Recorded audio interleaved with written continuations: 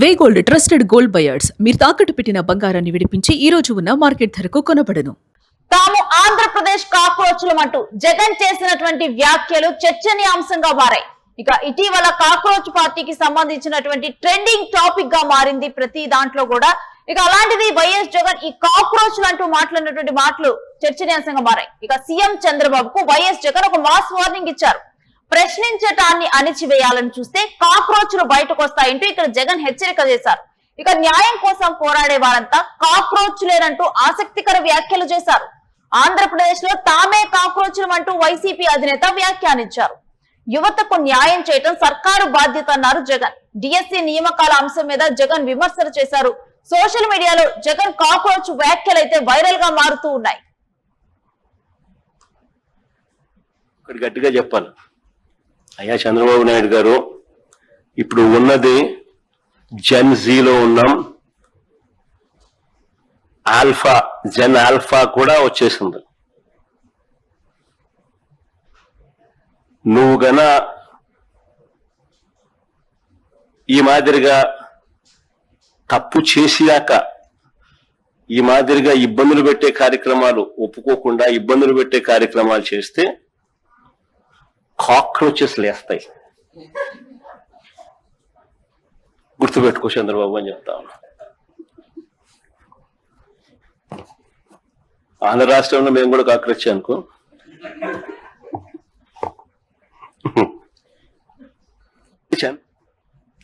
ఇక కాక్రోచ్ అంశం యువతలో అత్యంత ఫాలోయింగ్ ఉన్నటువంటి అంశమే ఈ కాక్రోచ్ అంశం.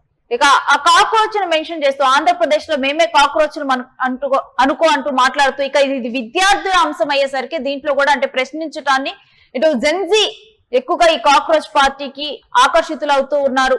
ఇక ఈ సందర్భంలో ఈ కాక్రోచ్ అనే మాట వాడారు. ఇక జగన్ దీనికి సంబంధించినటువంటి డీటెయిల్స్ మా ప్రతినిధి కిరణ్ అడిగి తెలుసుకుందాం.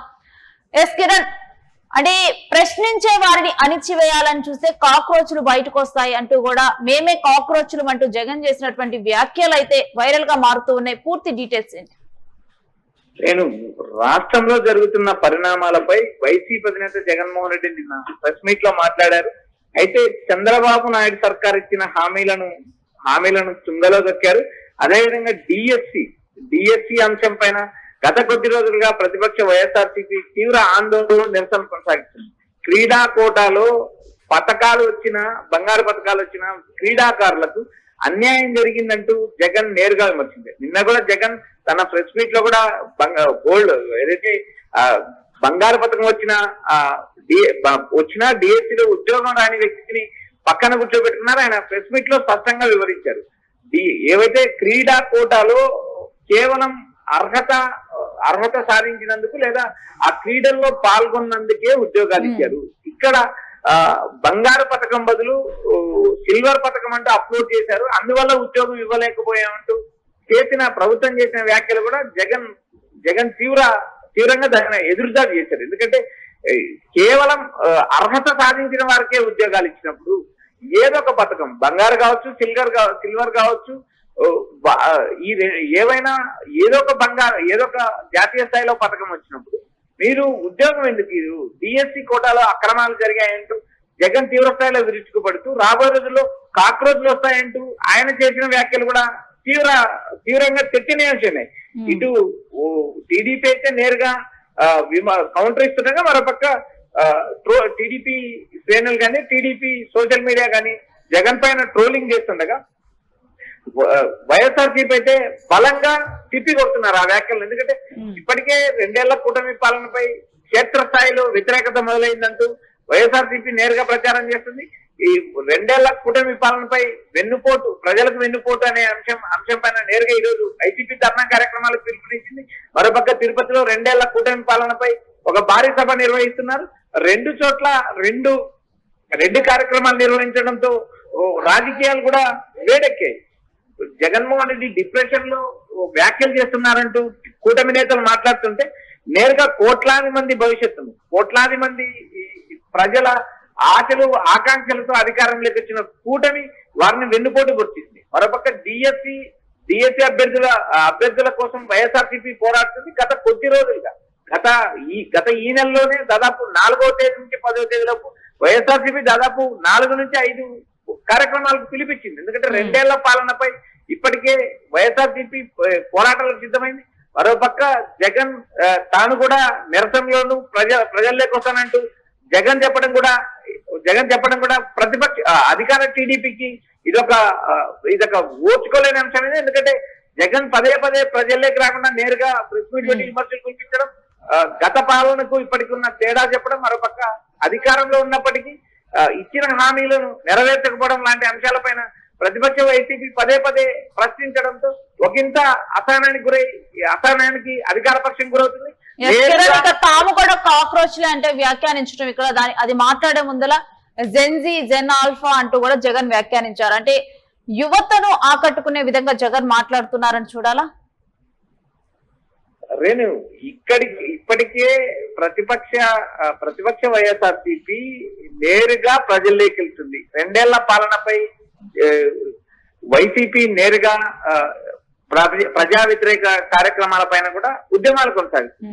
ఇలాంటి నేపథ్యంలో జెన్జీ లాంటి పదాలు యువతరాన్ని ఆకట్టుకోవడానికి జగన్ నేరుగా జెన్జీ పేరు గాని, యువతరం పేరు గాని, కాక్రోచ్ కానీ ఇలాంటి పదాలన్నీ వాడడానికి నేరుగా కారణం ఏంటంటే యువతను ఆకర్షించారు. ఎందుకంటే ఇప్పటికే మనం చూస్తూ ఉన్నాము, అంటే అన్ని పార్టీలు కూడా యువత వైపుగా అడుగులు వేస్తున్నాయి. ఇప్పుడున్నటువంటి యువతే రాజకీయాలలో ప్రభావం చూపగలుగుతున్నారని ఈవెన్ మనం జనసేన చూసినా గానీ ఒక కమిటీని ఏర్పాటు చేశారు జెన్జీ యువతని ఆకర్షించడానికి. ఈ రకంగా కూడా మన తమిళనాడులో గానీ పశ్చిమ బెంగాల్లో గానీ విద్యార్థులు ఎటువంటి అంటే ప్లేస్ అక్కడ ప్రాముఖ్యతను చూపించారు గెలుపోటములు అనేది చూసాము. ఇక దీంతోనే ప్రతి పార్టీ కూడా జెన్జీ యువతని వీళ్ళని టార్గెట్ చేస్తున్నారా? ప్రపంచవ్యాప్తంగా రాజకీయాలు రోజు రోజుకు మారుతున్నాయి.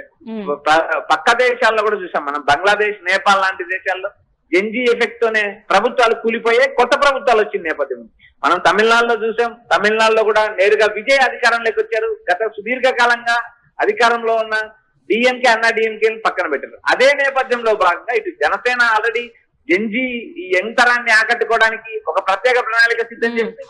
అదే కోణంలో వైఎస్ఆర్సీపీ కూడా నేరుగా యువత ఓట్లనే టార్గెట్ చేస్తుందని మనం స్పష్టంగా చెప్పచ్చు. మరోపక్క 6,40,000 మంది డిఎస్సి పరీక్ష రాసి కేవలం 14,000 మందికి మాత్రమే ఉద్యోగాలు వచ్చాయి. ఆ 14,000 ఉద్యోగాలు వచ్చిన కుటుంబాల కంటే 6,40,000 కుటుంబాలని టార్గెట్ చేసుకుని వైసీపీ రాజకీయం చేస్తుంది. డిఎస్సిలో అక్రమాలు జరిగాయి.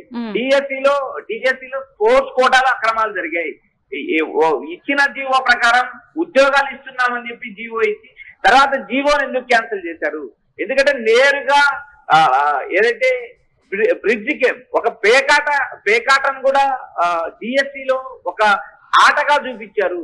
ఇది స్పోర్ట్స్ కోటలో అత్యంత విరుద్ధం. ఎందుకంటే ఉద్యోగాలు అనర్హులకు అందించారు. కేవలం నారా లోకేష్ పాదయాత్రలో నడిచిన వారికి, నారా లోకేష్ తో అండగా ఉన్న వారికి కొంతమందికి క్రీడా కోటలో ఉద్యోగాలు ఇచ్చారంటూ ప్రతిపక్ష వైఎస్ఆర్సీపీ ఇప్పటికే విమర్శలు కురిపిస్తుంది. ఇటు జగన్ చేసిన కాక్రోచ్ గాని, జెన్జీ గాని ఇలాంటి వ్యాఖ్యలన్నీ రాబోయే రోజుల్లో యువతరాన్ని ఆకట్టుకోవడానికి ఏదైతే అవినీతి వ్యవహారాలు, అవినీతి అక్రమాలు, ఇటు ప్రభుత్వంపై విమర్శలు, వీటిని అన్నిటినీ బేస్ చేసుకుని రాబోయే రోజుల్లో యువతరం ఓట్లు కొల్లగొట్టడానికి ప్రతిపక్ష వైఎస్ఆర్సీపీ నేరుగా యువతరాన్ని ఆకట్టుకోవడానికి కూడా ప్రత్యేక వ్యూహాలు సిద్ధం చేస్తుంది స్పష్టంగా చెప్పొచ్చు. Thanks for the details Kiran. ఇక ఇప్పటికే డిఎస్సి విద్యార్థులకు ఒక హామీ ఇవ్వటం జరిగింది, మీకోసం మేము న్యాయ పోరాటం చేస్తామని. దీనికి ఒక కమిటీని కూడా నియమించడం జరిగింది. వెంటనే వాళ్ళకి మాట ఇచ్చిన తర్వాత ఇక ఇప్పుడు ఏదైతే మాజీ సీఎం వైఎస్ జగన్ చేసినటువంటి వ్యాఖ్యలు తాము కాక్రోచ్లమే అంటూ ఏదైతే యువతలో ఒక ఫాలోయింగ్ ఉన్నటువంటి అంశమే ఈ కాక్రోచ్ల అంశం. అలాంటిది తాము అంటే ప్రశ్నిస్తున్నాం కాబట్టి తాము కాక్రోచ్లమే, ప్రశ్నించే వాళ్ళని అణిచివేయాలని చూస్తే మాత్రం కాక్రోచ్లు పుట్టుకొస్తాయంటూ జగన్ చేసినటువంటి ఈ వ్యాఖ్యలు తీవ్ర చర్చనీయాంశంగా మారాయి, వైరల్ గా మారాయి.